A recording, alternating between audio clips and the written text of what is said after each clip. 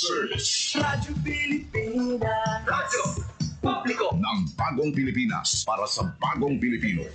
Naghahatid ng mahahalagang balita at impormasyon na guugnay ng pamahalaan sa sambayanan. Tulay sa himpapawid ng serbisyo publiko. Radyo Pilipinas. Radyo Publiko. Ang boses ng Pangulo sa Iloilo. Radyo Pilipinas. 585 AM. Oras sa Radyo Pilipinas, alas 9:05 sa aga.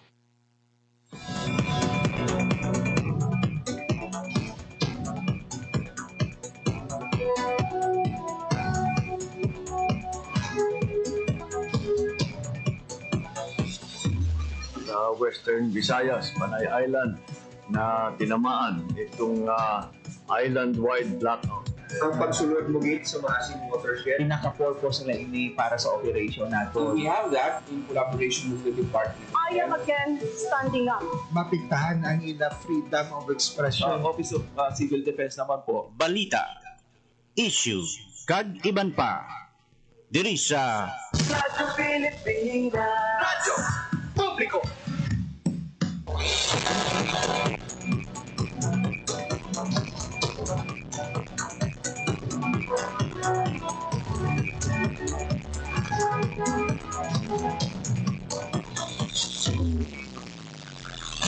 Mayong aga Pilipinas, mayong aga Western Visayas. Sunod kag probinsya sang Iloilo kag kutob sa malabutan sang amon pagserbisyo. Di ka man labahin sang kalibutan, nagatagami sang katahuran. Mayong aga, good morning sa inyong tanan. Mabel, welcome sa sanaman kondisyon sang pagpangalagad sa programa Balita, Issue kag iban pa. Ano kita karon sang Miyerkules? It is July 9, 2025. Ini mga biyan ang ikaduha sa limatanan ka Miyerkules. Karong bulan sang Hulyo tuig 2025. Sa atong nga pagpangalagad subong nga aga, maribagong mga tupiko nga aton nga pag-istoryahan. Mangin ko po naton sa hindi lamang madugay ang Trade Industry Development Specialist ang DTI Western Visayas kag Regional Youth Focal Mr. Daniel Agan. Iniago ni Paddington sa ato ng ila sini nagahilapit nga pagbukas kag paghiwat sa Youth Entrepreneurship Program. Ano ba lang ining programa, sino ba lang pwede makaupod? Kag ano ba lang ang mga lauman nga mga benepisyo the moment you graduate bilang isa ka YEP beneficiary. Magakuha magita sa mga balita nga ginbatayan sa atong mga kopdanan sa Radyo Pilipinas News Team. Magahato magita sa pila ka mga update sa mga balita nasyonal. Ginbantayan sa news team sa Radyo Pilipinas. Mabiyan ako ang inyong lagad, JP Herbas. Hindi na kita magpadugay pa mga biyan. Magkuha kita sa mga balita, update sa atong sining mga kopdanan from Radyo Pilipinas Iloilo News Team. Una-una naton ang update sa nanging pagbisita ni Senator Sherwin Gatchalian dari sa syudad sang Iloilo. May kangtanan sa pila ka mga programa nga ginapatuman sa edukasyon. Ang detalye sa ang balita sa report ni Lodi Mel Grace Aranyata. Radyo Pilipinas. Radyo Pilipinas. Report. Lods, good morning. Lods, good morning. Gindayaw no, ni Senator Win Gatchalian ang pagpatuman sa probinsya sang Iloilo sa Proof of Concept o kung POC initiative no sa Education Devolution. So dinapit nga bisita diri no ang aton nga senador sa ginhiwat nung Education Forum nga ginorganize siya sa aton nga Education Core Group o EdCore sa province of Iloilo kaupod ang Synergia Foundation Incorporated kahapon inisang hapon no. So sa pahayag diri no ni Senator Gatchalian pahayag niya nga sa 82 lods nga probinsya sa Pilipinas ang Iloilo lang no ang may ara sa pinasahi nga approach sa education naton ko sa diino involved diriya ang aton nga mga local chief executive. So ang aton nga POC nagatuyo ini lods no nga pataason no o kung mapamaayo ang kahimtangan sa pagbasa sa aton nga mga pilot municipality. So may ara kita diri no 11 ka mga pilot municipality sa Iloilo kung sa diino ginadevolve ang education. Lakip diri no sa aton nga mga municipalities among Igbaras, Gimbal, Leganes, Maasin, lakip man ang Mina, Cabatuan, Pavia, Sara, Barotac Viejo, Batad, Lemery, kag Iloilo City kung sa diino tinutuyo sini nga ti ang tanan naton nga mga grade 3 learner makabalo no nga magbasa antes matapos ang school year 2025. So sa idalom sinino sang POC naton lods ang mga alkalde naton kag mga opisyal naton no sa lokal nga panguluhan naga-intra ini sila sa mga workshop kag ang aton nga mga alkalde lods naga-upod ini sila sa aton nga mga manunudlo sa pag-recite no sa nga nursery rhymes o kung sa mga diskusyon sang aton nga mga manunudlo sa ilaman nga mga learner. So after kahapon nung aging presentado riyan ni Iloilo Board Member Jason Gonzales ang manami no nga resulta sang sinino nga POC naton kiti antes inilods ginapatuman may ara na ginhiwat no nga pretest kung sa diino ginalantaw ang kapabilidad sang aton nga mga estudyante sa pagbasa. So sangkin implement na ang aton nga POC naghiwat after no sang post-test kag didto lods nakita no nga may pagsaka sa average sang performance sang aton nga mga estudyante. So sunod diri sa aton nga senador manami ini no nga tikang kiti gina-empower no o kung ginabuligan sang aton nga mga local chief executives ang aton nga Department of Education kag syempre ang aton man nga mga manunudlo para nga mapataas no or para pamaayo pagit ang pagbasa sang aton nga mga estudyante kag plano niya lots nga i-implement ini nationwide based no sa POC nga iya sang Iloilo province. So gipamangko na tong kahapon when ang timeline o ang plano nung i-implement ini according diri sa aton nga senator kinahanglan lods nga tun-an anay no wala man kinadalian ang pag-implement naton sa nga POC nationwide. I see. Lods, clarify talaga this is in partnership sa mga LGUs naton and we know naman nga sang sining karon lang nagpungko ang mga bag-o nga mga halal nga opisyal no for their fresh term bilang mga alkalde. Ining POC baga padayon pa ni until now. Actually, Lods, may ara kita dito kahapon no nga mga alkalde nga titapos na ang ina term no nga nagpresenta sila kahapon kung ano bala ang naging epekto ini sa ilang local government units. Sandig diri Lods no sa timeline sa POC implementation naton. Actually, natapos na no ang ginhiwat naton nga post-test sang siniman assessment naton. Pero according diri no sa aton kahapon dito no sa diskusyon nila, ginaplano nila Lods nga i-expand pagid sa iban pagid naton nga mga LGUs pilot pa lang sa 11. So this year no ginaplano nila nga madamo pagid although wala na pa na-identify ano ini no nga mga LGU kiti kinahanglan diri Lods ang dedikasyon sang aton no nga mga mayor. For example kahapon no si Mayor John Aying nag-share ya Lods nga nagatudlo diri sila, nagakanta sila kaupod sa mga learners naton. Kinahanglan diri Lods nga i-embrace ang aton nga mga local chief executives ining pagdivong no sang education sa ila mismo nga mga LGU. And according din no sa aton man nga Department of Education Iloilo Schools Division Office of Iloilo, dako nga bulig ini Lods no ang ining pag-embrace sa mga chief executives naton o mga official naton nga sila gid mismo ang nagapangamot nagakagto sa mga bulutuan nato no kumbaga sa grounds para nga ti mapataas or mapamaayo ang ining pagbasa sa mga learner naton. Gabay pa no through this project POC manginlyabi ini para mahatagan italupangon ang ining ginkaalarma ligan nga datos sa PSA sa diin no manubo ang financial or functional literacy sa aton sini nga mga kabataan diri sa probinsya sa Iloilo, the lowest to be particular no sa bug-os nga Western Visayas. So with this no ang aton mismo mga alkalde nagapanguna sa pagbisita sa mga kabataan kamay nga ilaman matalupangdan kung ano pagid ang mga needy improve no magluwas sa bisita kag upod sa pagbasa sa sini nga mga kabataan. Yes, correct ina Lods. Kag itugalan nato Lods no gipamangkot man kahapon no ini natuhoy sa Antique dira Lods no nga natabukon sa tiino madamo sa mga estudyante agid pantala sa mga balay bulungan. So according diri sa aton nga senador kinahanglan nga ma-make sure sang aton nga mga principal nga safe no ang learning environment sang aton nga mga estudyante kag para no ma-make sure nga may ara kita sang immediate response sa aton nga mga bulot mo an kinahanglan lods nga magpahamtang no sang first aid no kag kinahanglan nila no nga ma-foresee no kung ano ang mga magkakalalungkad no sa aton nga mga bulutong aso kinahanglan nila maging preparado no pero isa diri sa ginapanugyan man sang aton man nga senador no nga dapat i-make sure gid nga safe ang learning environment sang aton nga mga estudyante. Ayun, madamong nga salamat, Lord, sa imo nga balita. Para sa Bagong Pilipinas, Marian Grace Aranyata, Radyo Pilipinas, Radyo Publiko. Radyo Publiko. Radyo Pilipinas. There you have it, mga biyan. Latest update coming from our Education Beat reporter, Marian Grace Aranyata. Iniangot sa pagbisita ni Senator Sherwin Gatchalian kag ang update no sa natabo sa pisanan sa panwasang Sibalom Antique. Alas 9:15 na sa aga.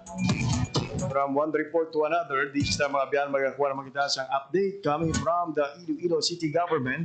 Ikadulong sa aton City Hall Beat reporter, Janelle Baclay. Ini may kang tanan sa paghiwat sa clean-up day diri sa syudad sang Iloilo.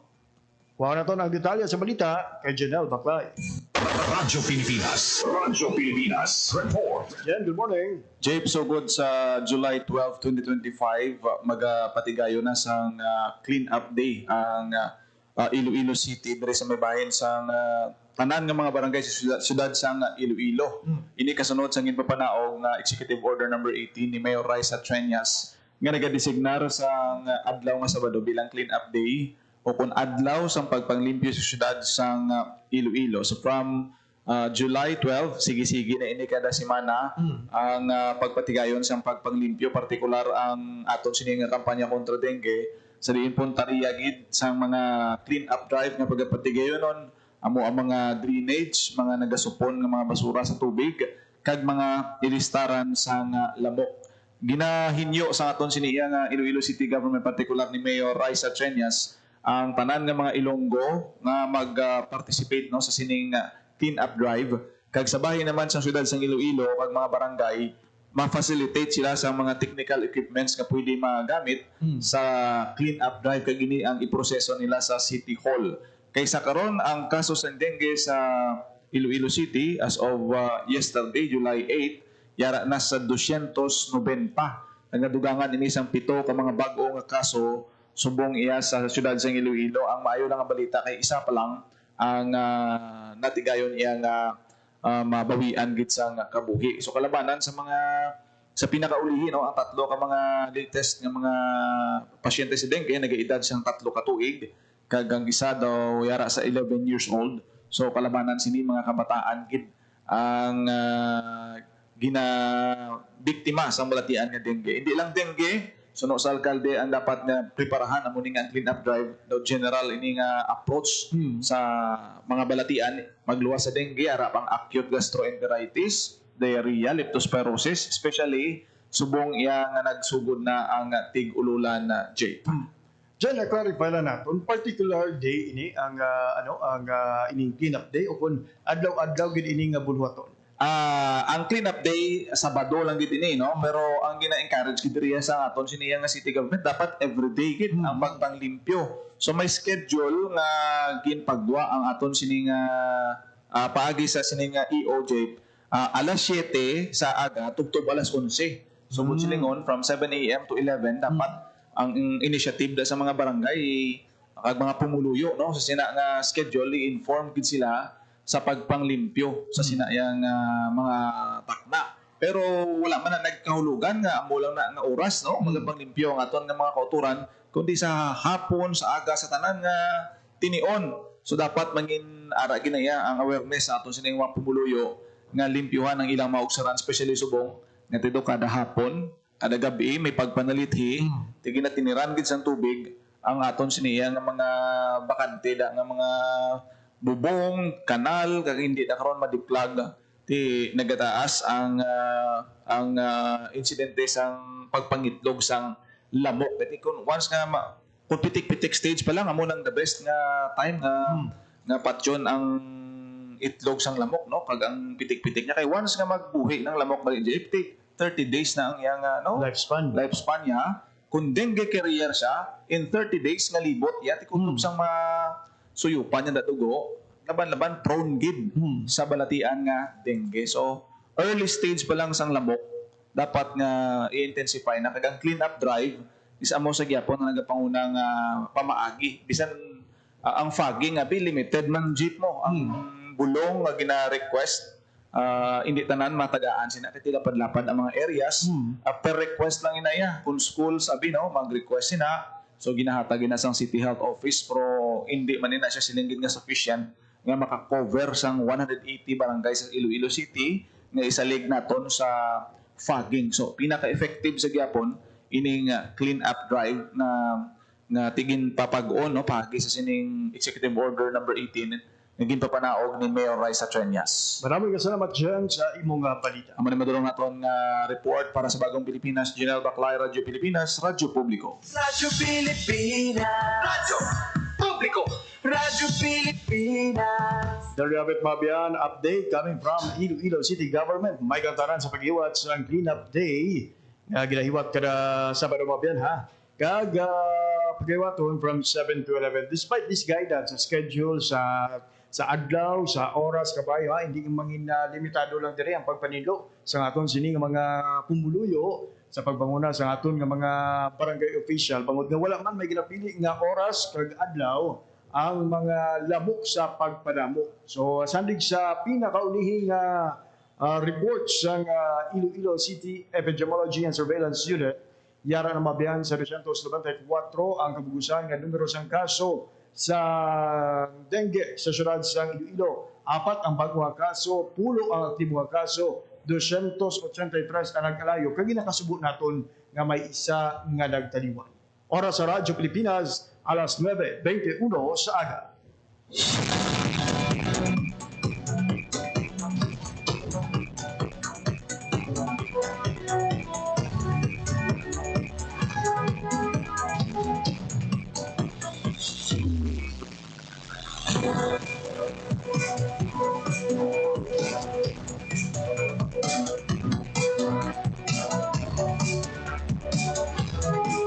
Para sa Radyo Pilipinas, 9:22 in the morning. Sa atong pagbarumbalik, bingo po na nato na atong bisita coming from DTI Western Visayas para pagtatun ang ila sa mga programa, ang Youth Entrepreneurship Program. Inikigiban pa nga impormasyon pagkatapos lamang isang pila kapahanundo.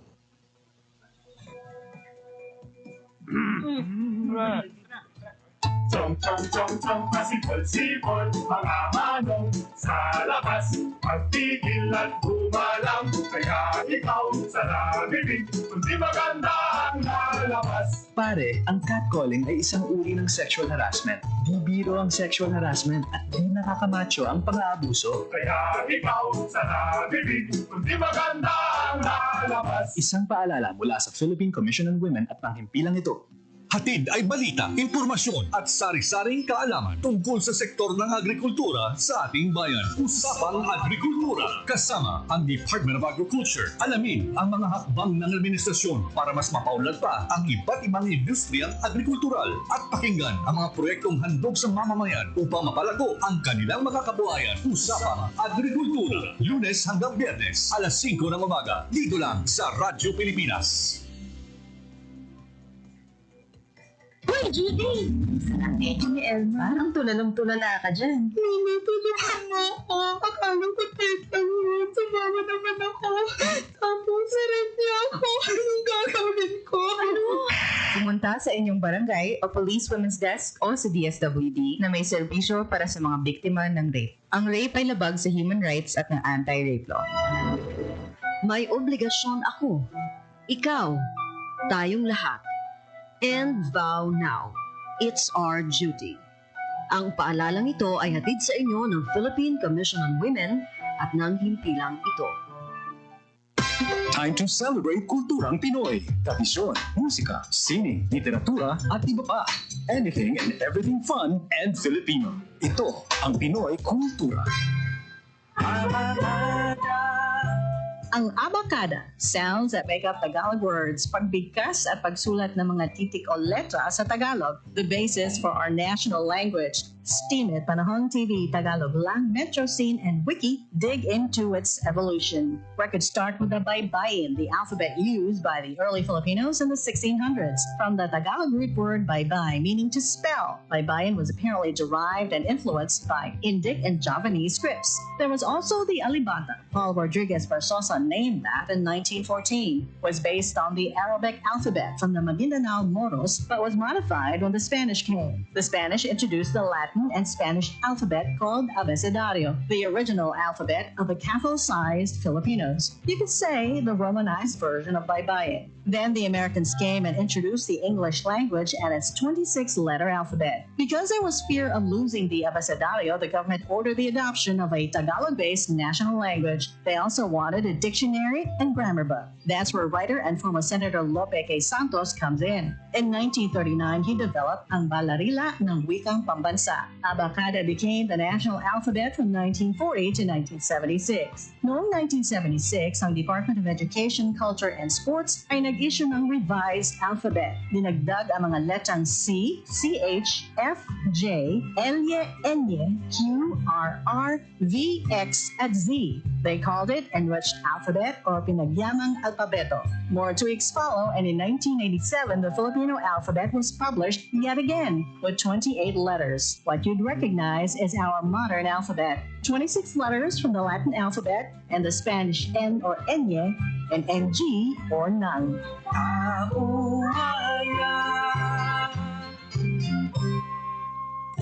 Yan ang Pinoy kultura because our culture is cool. Oras sa Radyo Pilipinas, alas 9:26 na sa aga. Sa gapon na kapamati po sa pagpalagad sa programa Balita Issue Kagiban pa. Mabiyan, bila pagtuman sa naging commitment sa administrasyon na pasanugon ng healthcare accessibility kag pasanugon man ang emergency response nationwide. Agapod si Presidente Ferdinand R. Marcos Jr. sa Philippine Charity Sweepstakes Office sa pagbaragdag sa Patient Transport Vehicle o kung PTV sa mga nanaytuhay ng mga local government units sa Luzon. Hindi ang ginhiwat mabiyan sa isang seremonya sa Quirino Grandstand sa siyudad ng Manila sa mga Hulyo 9. A total of 387 PTVs ang natalanang ipinagtag sa nanaytuhay ng siyudad kag kapanawahanan sa Region 1, Cagayan Valley, Central Luzon, Calabarzon, Mimaropa, Bicol, kag Cordillera Administrative Region. Santuman sa naging direktiba ni Presidente Ferdinand R. Marcos Jr. ang pagparagtag sa PTV, ang kabahin sa Medical Transport Vehicle Donation Program sa PCSO. Nagatuyo nga mahatagan ang mga LGU ng mga hospital, partikular ang mga vulnerable kag disadvantaged communities sa labing kinanglanon nga medical transport vehicle. Ang kada salakyan ang bayaran ha sa essential medical tools. Nakit na diri ang stretcher, oxygen tank, blood pressure monitor, kag iban pang supplies para masigurado nga safe kag timely ang pagbiyahe sang mga pasyente. Abiyan, as mentioned earlier, maging po natin sa atong pagpangalagad sa bunga aga ang atong sining abiyan gikan sa Department of Trade and Industry Western Visayas. Sir Honor, nga makaupo liwat sa atong sining pagpangalagad si Kuya D. Sir Daniel Agan, ang Trade Industry Development Specialist kag Regional Youth Focal sa DTI Region 6. Kuya D, Sir Daniel, good morning. Hello, maayong aga. Abiyan Sir JP, kag sa mga abiyan natin nga nagkapamati subong pag nagalantaw ng live sa Facebook page ang Radyo Pilipinas, maayong aga sa tanan. Sir Daniel, we're interested to learn more about this update nga nagbukas ng inyo sining Youth Entrepreneurship Program application. And speaking of YEP, ano bala ang ining YEP or Youth Entrepreneurship Program? Yun. So again, thank you Gabe sa pag-invite the Department of Trade Industry to share about Youth Entrepreneurship Program. And ang YEP naton is isa ka programa sa Department of Trade Industry nga ginatuyo nga buligan ang mga kabataan nga may negosyo o kung mga kabataan nga gusto magnegosyo, ginatagaan sila sa paalam, training, kag mentorship agud mapatukod kag mapauswag ang ilang nga negosyo. May duwa ini ka mga activity actually. Una, ang You Can Be Your Own Boss o kung BYOB, amo ni ang para sa mga aspiring o kung wala pa sa negosyo para negosyo pero gusto magnegosyo. May 4 ini ka modules kag ging develop in isang Bureau of Small and Medium Enterprise Development o kung BSMED. Bureau ini sa DTI, paupod ang USAID Education Development Center. Ang ikaduwa, amo ni ang i-promote namon subong sa inyo ang Bootcamp for Young Entrepreneurs. Isa ini ka 3 ka adlaw pareho man sa BYOB nga libre nga training para sa mga kabataan nga may ara na sa negosyo. May ara man ini sang 4 modules nga gin-develop man no sang BSMED. Diri paupod naman ang United Nations Development Program o kon UNDP Philippines. Diri ginahatagan sila sang kaalam about negosyo pareho sa product development, operations and financial management, marketing, pitching, kag overall proper business planning gid. Ayun. So the difference between the two, ang BYOB kag ang bootcamp, sir, no? Ang bootcamp may ara kanaya sa existing nga negosyo. Sir, aside from that, no, aside from having a business na, ano bala ang mga qualifications para nga makaupod sa siniiyang nga bootcamp? Ang pwede maka-join or maka-register ang mga kabataan, of course, 18 to 30 years old.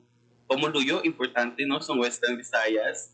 Kag may negosyo na, o kung member or officer no, sa ilang negosyo, importante ng part sila sa operations, production, or planning, or decision-making sa negosyo. It's certification na actually coming from the owner of the negosyo. And ang negosyo dapat rehistrado sa DTI, kag BIR, kag may LGU permits. So, inganyo man nato ang mga PWDs, IP youth or out-of-school youth na mga entrepreneurs kag mga kabataan nga miyembro sa kooperatiba or asosasyon kag ang mga kabataan nga with diverse SOGSC.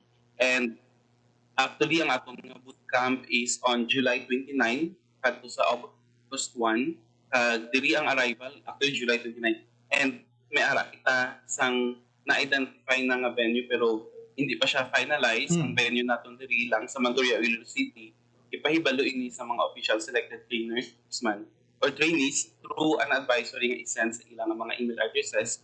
Gusto ko lang emphasize no, libre ang training kag provided ang meals ka accommodation. Ang investment lang sang aton ng mga trainee among ilang nga pamasahe sa ilang nga biyahe. Kag ilang tiyempo, kag syempre ang ilang mga commitment kag dedication.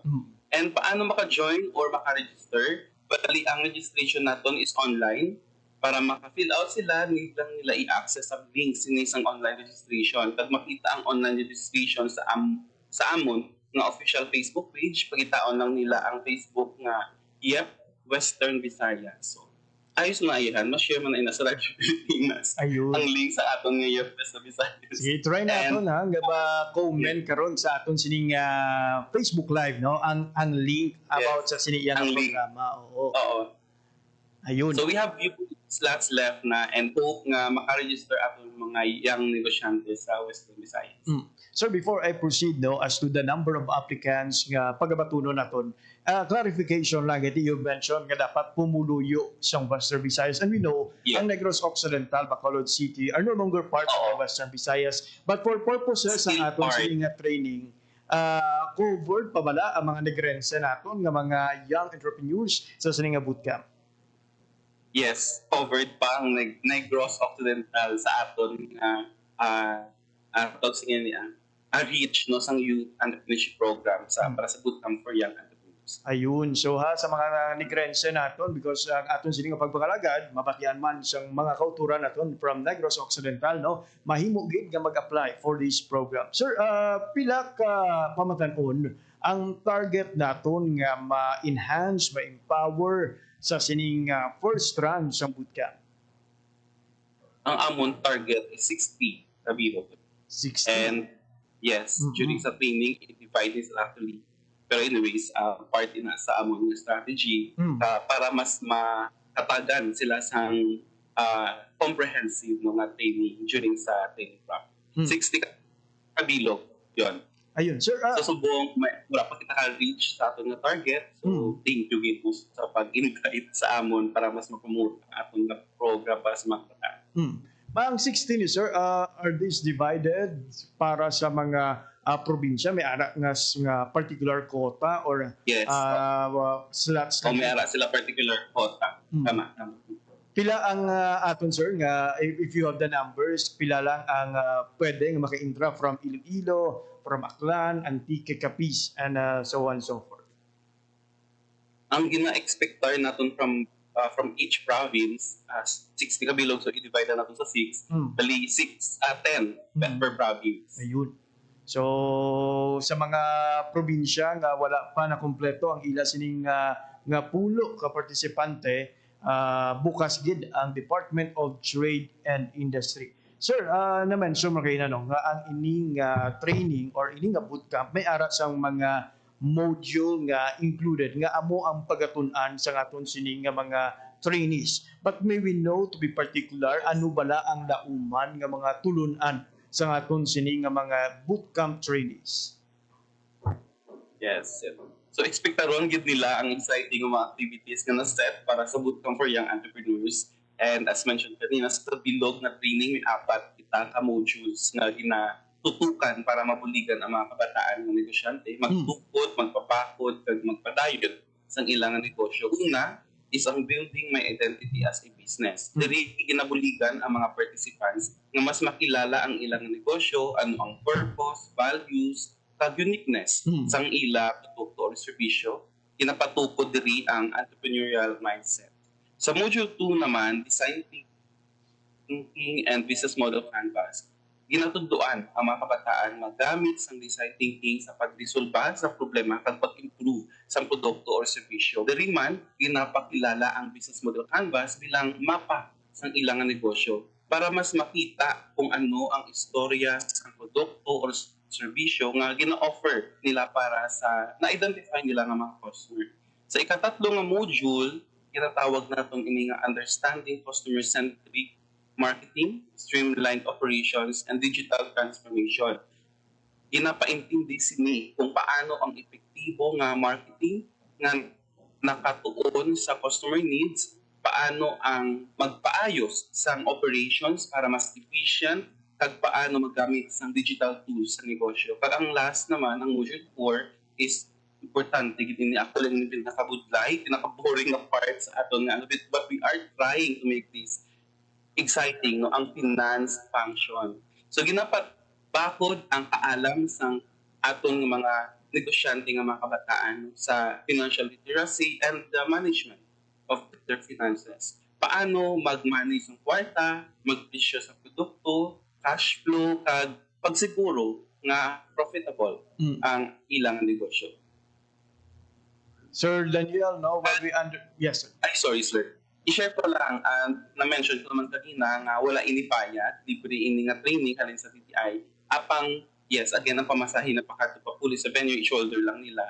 Libre ang pagkaon, tagang tulugan sa training venue. So, ganun i-request lang na tani. I-grab nila ang tag-seryosohon nila ang amon nga opportunidad. Kag mapilian sila, sunod-sunod na nila yon nga opportunities, especially sa mga young entrepreneurs nga committed sa pag-develop sa pagpadayon sa paghimakas para sa ilang negosyo. So lastly, diri sa YEP, makabaton sila sa practical nga kaalam, mentoring gikan sa certified trainer sa DTI, kag makamit man sila sang iban nga kabataan nga pareho nila nga mga negosyante. So dako ining opportunity para sa networking kag sa pagsangyod sang ilang negosyo. Sir Daniel, may we know, humalin sa ginsugura ng pagpatuman sang programa, sang Youth Entrepreneurship Program, pila na ka mga micro, small, and medium enterprises o kung pila na ka mga pamatanon ang nabuligan sa sininga programa?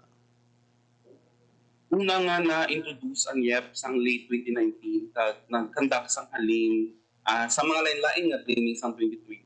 So sadto may ara sang sub-programs no para sa in-school youth with disabilities, and out-of-school youth. So wala pa ni sa ang bagong activities for youth entrepreneurship program para sa BYE kay sa 2023 na develop it. Pero naka-start na kita. And as to sa laban ni laban ni micro and small enterprises. So overall, may ara na total na 331 nga mga kabataan na buligan under sa Youth Entrepreneurship Program. Kung isa hon po, 111 sa in-school youth, 108 sa youth with disabilities, at 112 sa out-of-school youth. So ang YEF nakabulig sa kabataan nga may ara sa mga negosyo, diri sila makabaton sa praktikal nga kaaralan.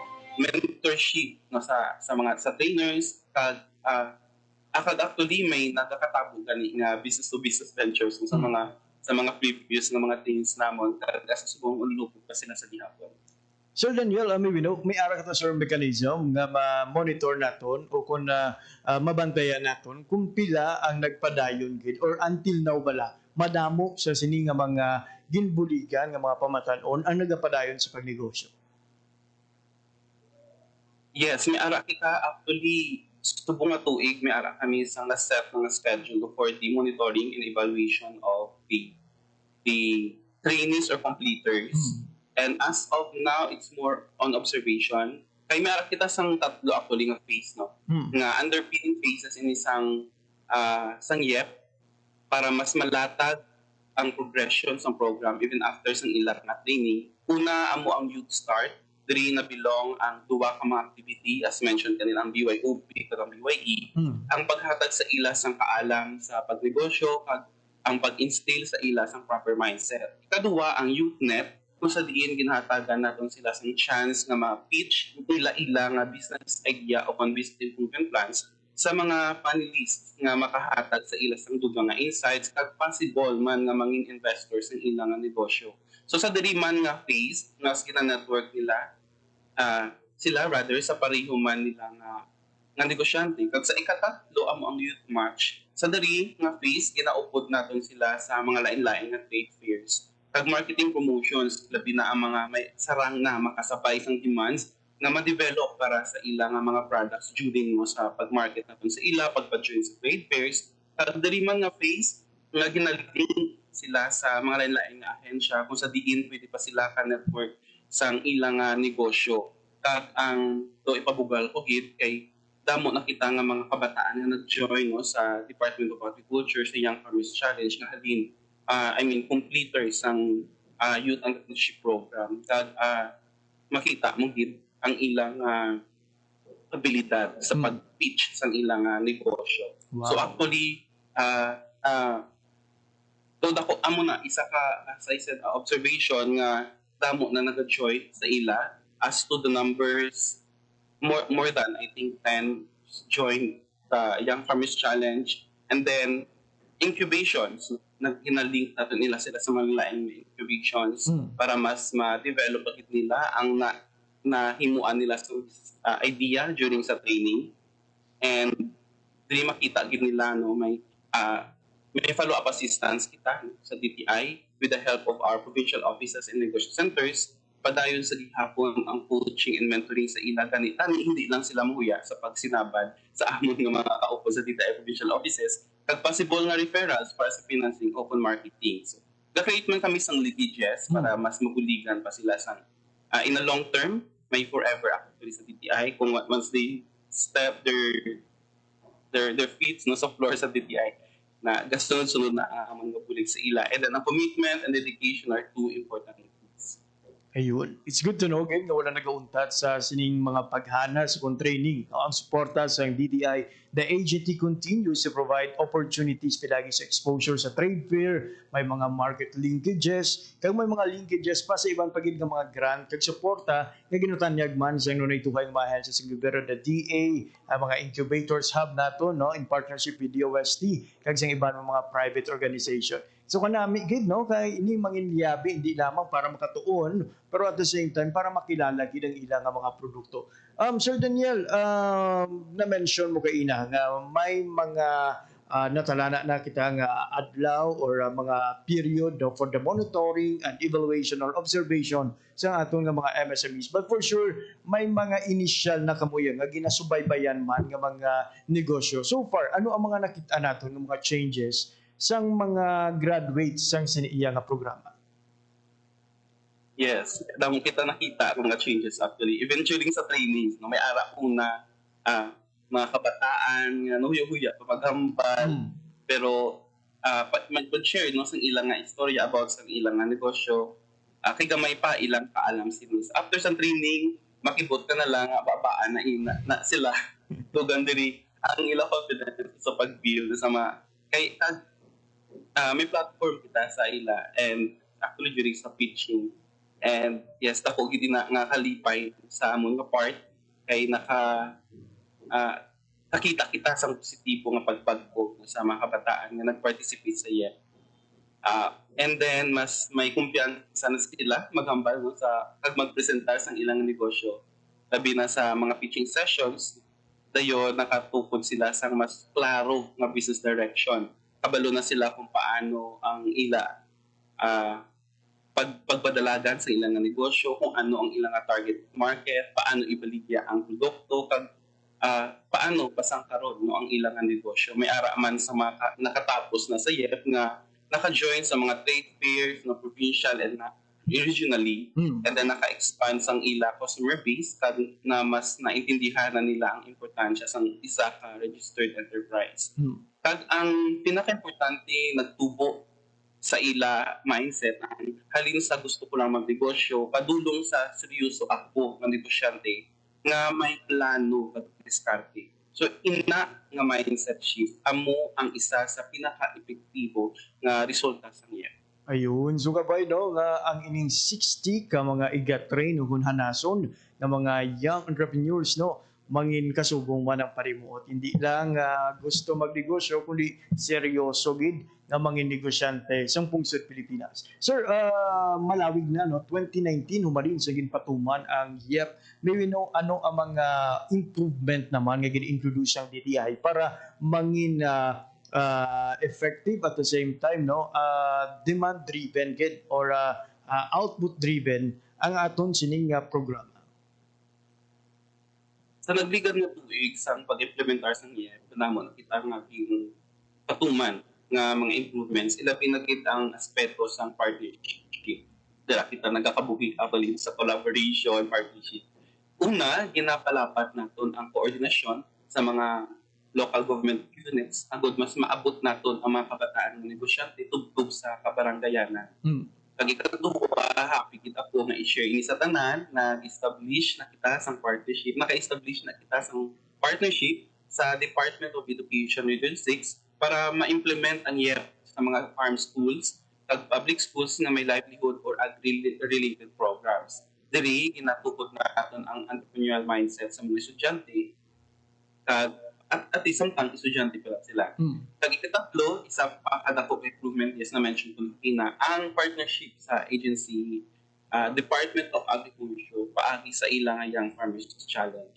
Kay diri naton ma-link no ang mga kabataan nga may agribusiness nga plano kag negosyong pang-uma nga ginalink naton sa TE para magsimpalad sa kompetisyon ang mga pasado as awardees ginahatagan sa Seed Capital Open Grant ginakabig naton ini nga kumbaga complementary sa Youth Entrepreneurship Program kay ginahatagan naton sila sang entrepreneurship training kag after pwede sila masuportahan sa DA paagi sa Young Farmers Challenge. So tungod sini sa mga amo nga mga partnership mas naging inclusive kag integrated ang aton programa mas may ara na sang ecosystem of support para sa mga kabataan nga negosyante.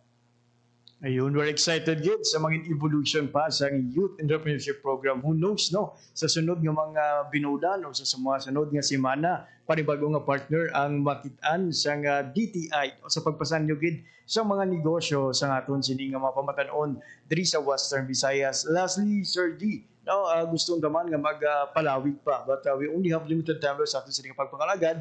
Ang imo na lang nga mensahe sa aton nga mga pamatanon sa Western Visayas. So sa aton nga pinalangga mga pamatanon nga mga negosyante ini ang programa para gid sa inyo. Hindi pagpalampason ang tsansa nga mabuligan kamo sa DTI agud mapapakod ang inyong negosyo kag mas makahatag sang impact sa inyo komunidad. Ang Bootcamp for Young Entrepreneurs is a free, libre nga training pero dako kag puno sang kaalam nga oportunidad para sa inyo. Kung qualified ka mo o kung may kilala ka mo nga angay diri ipabalo sa ila ang aton nga programa At ang deadline sa registration, actually, nagsugod na kita siniabyan Sir JP sa sa June, no, ang registration. Extended na siya until tomorrow na lang.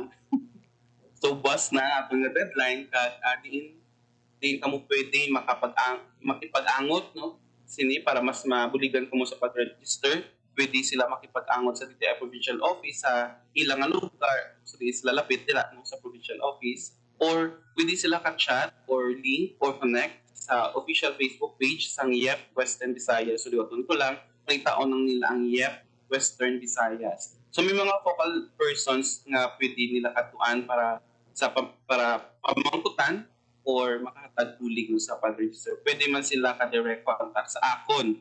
Taon lang nila ang akon ng Facebook page, Daniel Kuya D. Agan.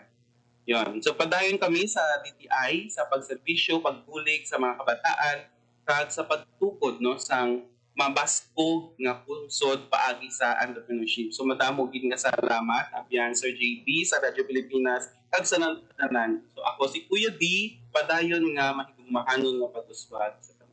Ayun. So mga abayan ha, ang atong sining link for the application para sa sining aktibidad ang nakomento na sa atong sining ongoing Facebook Live sa Radyo Pilipinas Iloilo. If you're interested to know sa sining programa, ang interesado nga mag-apply, ay check lang ang first comment sa atong siniya nga Facebook Live sa Radyo Pilipinas. Oras sa Radyo Pilipinas, alas 9:51.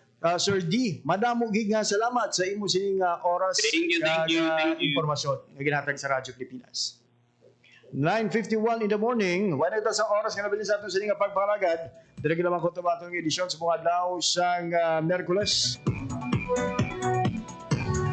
Julio 9, 2025. Para sa akong mga katuwang teknika, Mr. Bermore Abintura sa studio. At Mr. John Magallanes sa transmitter. Ako naman ang inyong inalaga, JP Hervas. Madamo ka salamat sa inyong pagpamati. Mayong aga, Pilipinas.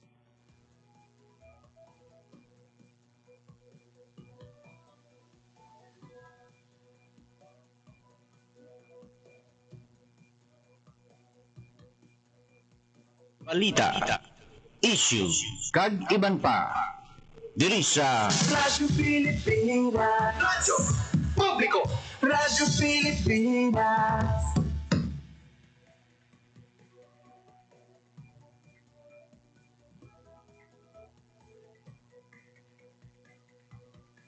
Ang inyong tulay sa himpapawid ng serbisyo publiko. Ang Presidential Broadcast Service, Radyo Pilipinas, Radyo Publiko. Radyo Pilipinas.